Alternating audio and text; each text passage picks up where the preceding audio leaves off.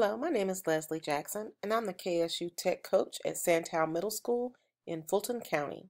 And today I'm going to talk about my Pablo Picasso lesson with 8th grade, which is an honors visual arts class.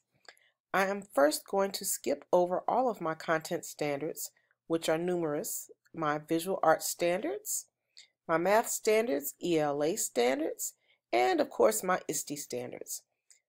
So let's do an overview of exactly what I'm asking my students to do. There are 5 components to this. The students do history and research on Pablo Picasso, and they are to do a presentation. They can use PowerPoint, Prezi, or Sway. After they've presented that to the class, then they take a quiz. Then they do art production, which is great because they get to make their own self-portrait, and it's going to be cubism. Then they do 2 peer critiques in Edmodo, and finally an artist reflection. So they talk about what they created, what it means, and could they be more successful. And they do that in Flipgrid.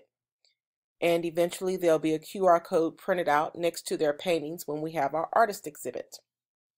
And Edmodo will house all of these instructions and links and everything. So let's take a look at Edmodo. So first of all, I created a dummy account in Edmodo because I wanted to protect my students' identities and anything that they had done. So this is my dummy account. So first of all, right at the bottom, it gives an overview to my students exactly what we're going to do. So it talks about the 3 parts: the research, the quiz, and the original artwork. So on to the first section.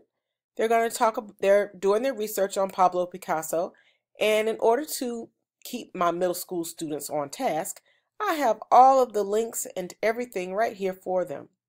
I even embedded a video from Safari Montage on Pablo Picasso, and sometimes the students need to see exactly what's happening to get a clear understanding of what it is we're actually studying. We'll close that. I also have links to Pablo Picasso's website. And it talks about Pablo Picasso, his influencers, his early life. Very cool website. It has lists of his masterpieces, his famous paintings, quotes, which I love to put on everything, and fun facts. Did you know he had 23 words in his name? Okay, then I also have a wiki page on Picasso. So as much information as they need is right here at their fingertips. I've also told the students that if they wanted to find something else, they wanted to search at the Guggenheim Museum in New York or search anywhere else, they were more than welcome to find additional information.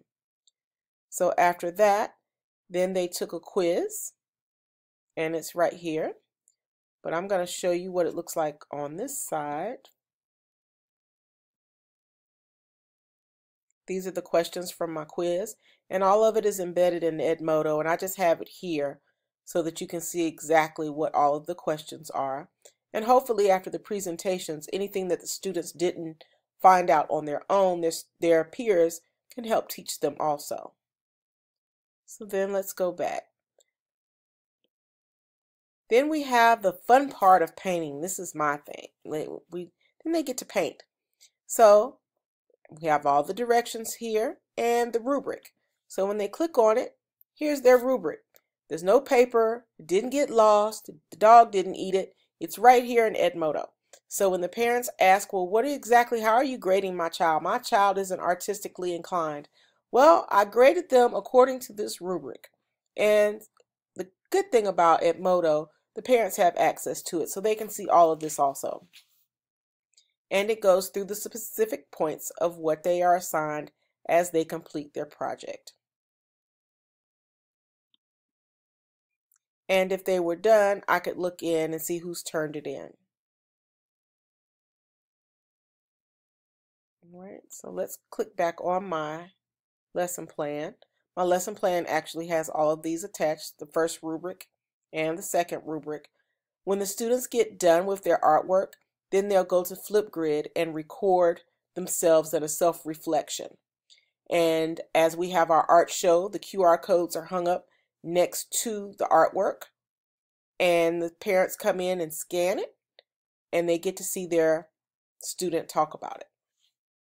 And if I were to do this assignment again, I would definitely give more time to the students so they would be more creative and take their time. As an artist myself, you need more time to really make sure you get things correct. And my students were rushing towards the end. So I feel like the product wasn't as good as it could be. But that is it, and I hope you enjoyed my lesson plan.